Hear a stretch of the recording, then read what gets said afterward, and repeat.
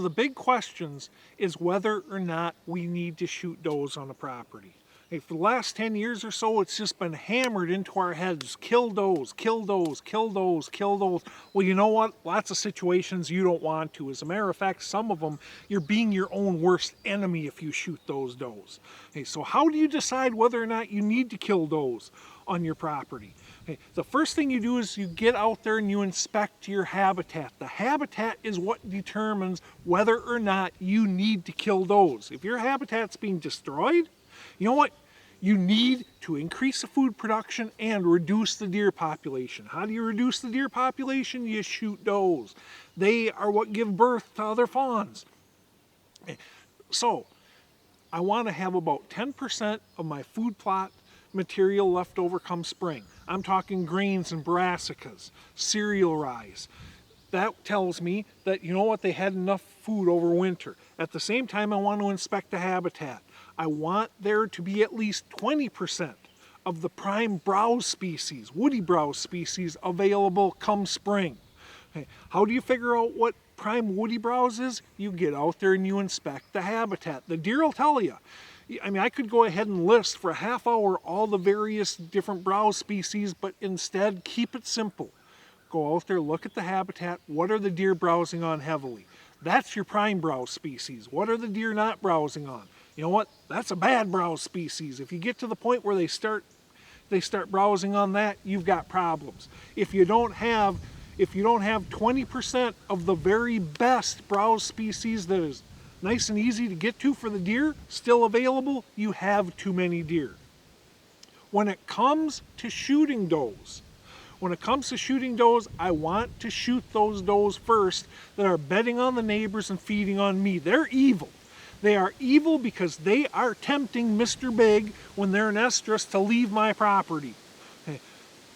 She goes ahead, she comes in the middle of the night, she feeds, she's on the cusp of estrus, she leaves, 8 o'clock in the morning, Mr. Big is scent checking, runs across her trail, and you know what? He's going to jump that fence over the neighbors, and he's going to spend probably the next day or two over there dealing with her.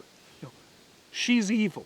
Those does that are in the center of my property, the ones that bed and feed on my ground, they're my best friends. They keep Mr. Big interested and active on my ground. Okay. There's advantages to shooting does. The advantages actually comes in hunting. The tighter those buck-doe ratios are, the harder those bucks have to work to find those breeding opportunities. The more they fight, the more they rub and scrape, the more they're dogging that property looking for does. That's all great for hunting.